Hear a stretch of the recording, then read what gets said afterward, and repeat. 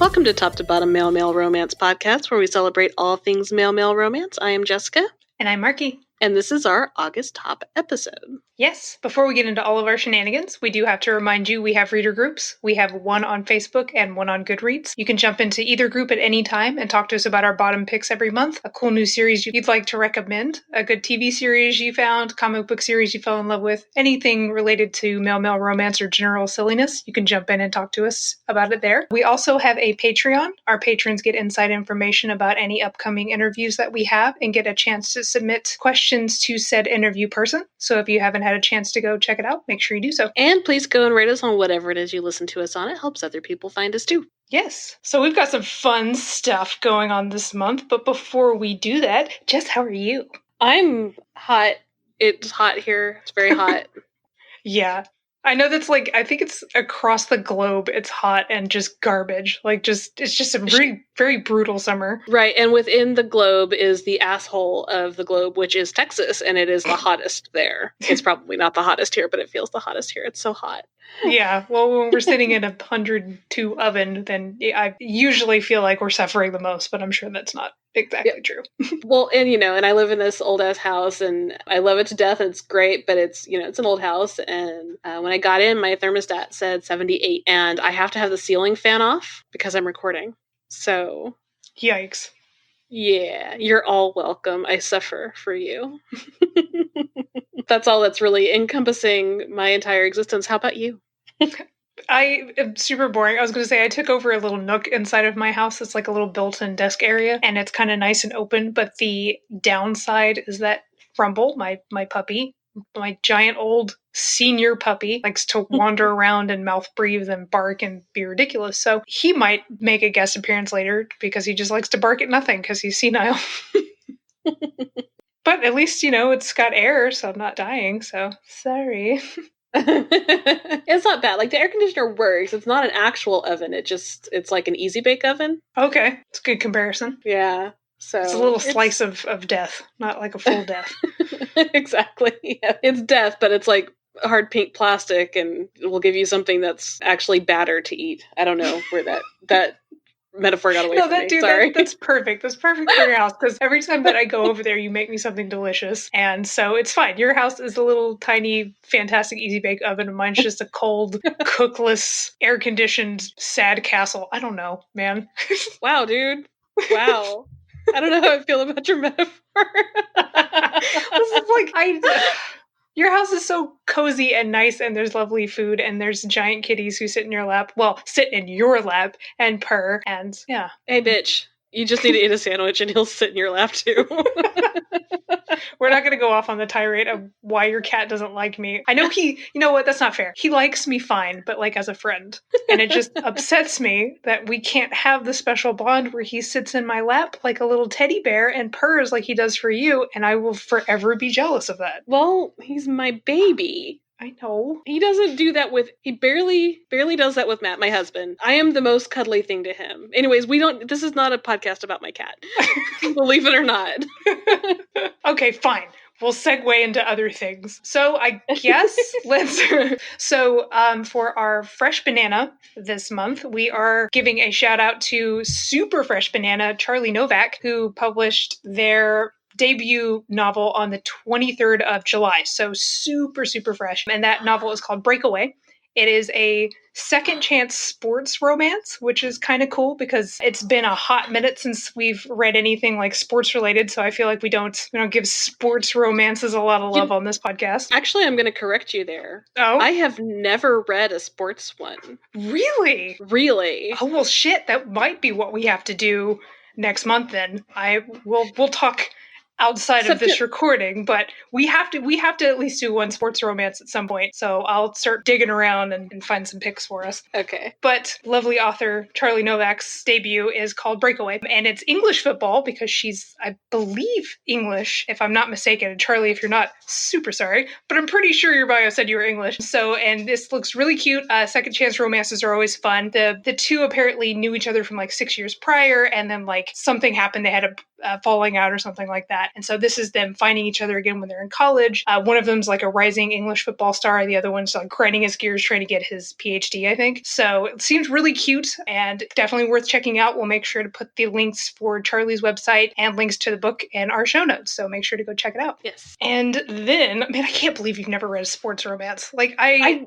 know it's not typically our cup of tea because we're not sports people. Yeah, but that doesn't always mean anything. And I know that. It's just, so much to read, so little time. It just hasn't happened yet. And I know that there are a few that you've actually recommended to me. So I know that there are definitely some super solid ones out there. So yeah, man, like my head is swimming with ideas because I dove into Allison Hendricks a couple years back, and she writes college sports. No, wait, what was it? It was college football romances. And like, I don't even know football terms. Like, I am so disconnected from the footballs, and I don't know what the hell made me pick these books up. I mean, just probably because there was a sexy dude on the cover, because I'm just a basic ass like that. And if if this cover is hot enough, I'll be like, fuck it, I'll read it. I picked it up and I loved it. Allison Hendricks is fantastic. Like, I read all of her oh crap, I forgot what the series is called. I just remember the first one, I think, was called Blindsided. I think I'll have to find them again. They're fucking great, dude. Like, I super fell down that rabbit hole so hard and read all of them in like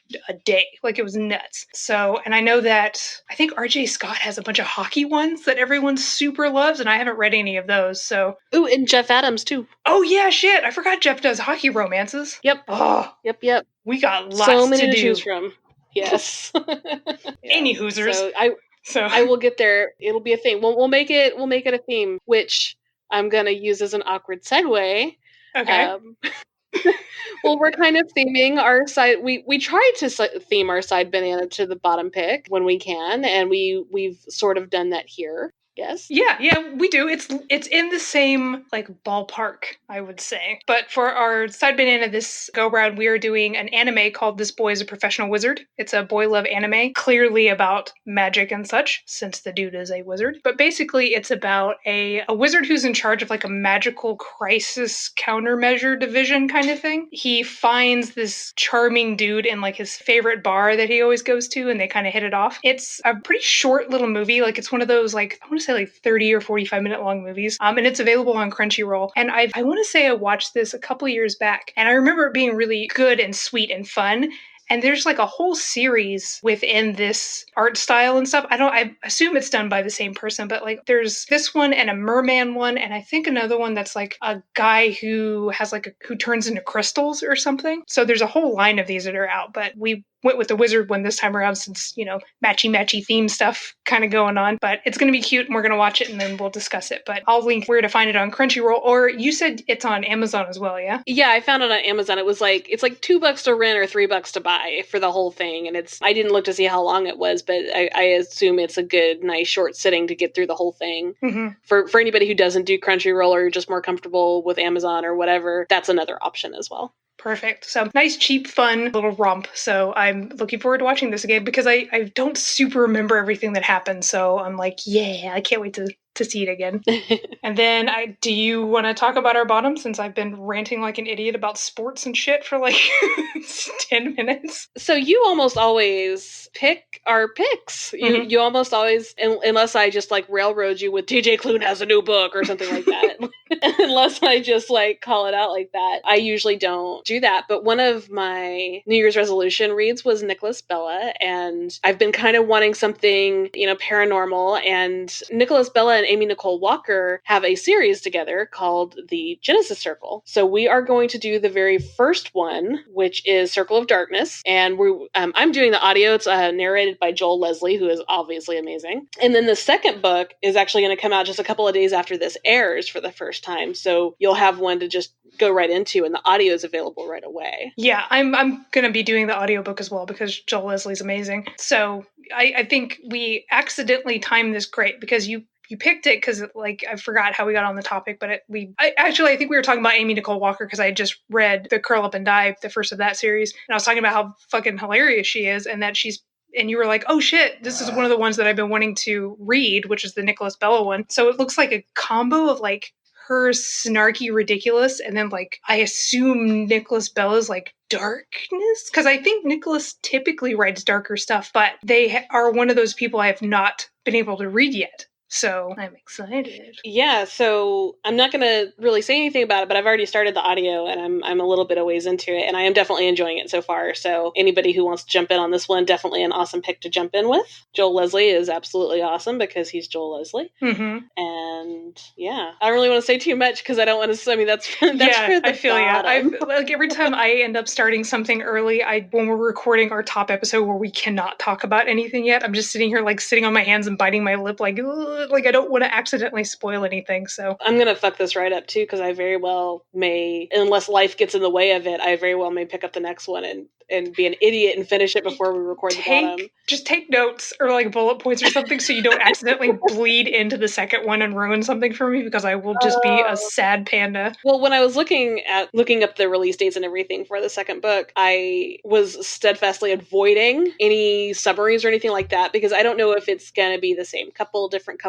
world, or like the same world but like totally different setting. Like I don't know what the sequel in this situation is gonna mean. If it's the same couple, then we might have some bleed over. If it's a different couple situation, maybe not so much. So that also might color whether or not I jump into this before we record the bottom episode. Nice. But I'm really enjoying the first one. It's good stuff so far. I think everybody should read it with us. It's cool. Sweet. Yeah, I'm excited. I think this is going to be like demon hunters and like paranormal urban fantasy kind of situation, yeah? Yes, very much so. Okay. Yeah, it's yes. Pretty much exactly that. You've got basically a group of hunters that do their thing, and then you have this character that's outside of their world that jumps in for various reasons, and there's a demon artifact, and that I'm pretty sure is all in the summary if you were to read the blurb, but it's basically them trying to retrieve this artifact and the consequences of getting this outsider involved. So, like the characters so far, I like the dynamic, and it's got a really good ensemble, like where all the characters play off of each other, and it's fun. I like it. Nice. Yeah, this is gonna be good. I'm very excited about it. Yeah. So I'm gonna stop talking about that because I am already getting too close into actually talking about the book, which we're not supposed to do this time of month. So yeah, I mean, I know that really kind of cuts this episode really short, but we did an hour for the last episode. So do you have anything else before we wrap it up? I don't think so. No. I'm excited about our reads this time around, so can't wait to dive in. I've got it downloaded. I'll probably start it tomorrow on the way to work, so we'll have plenty to chat about in our bottom episode. All right, well then, I guess we'll see all you lovely folks back at the end of the month where we'll talk about all the great stuff we've got picked this month, and we'll see you then. Bye!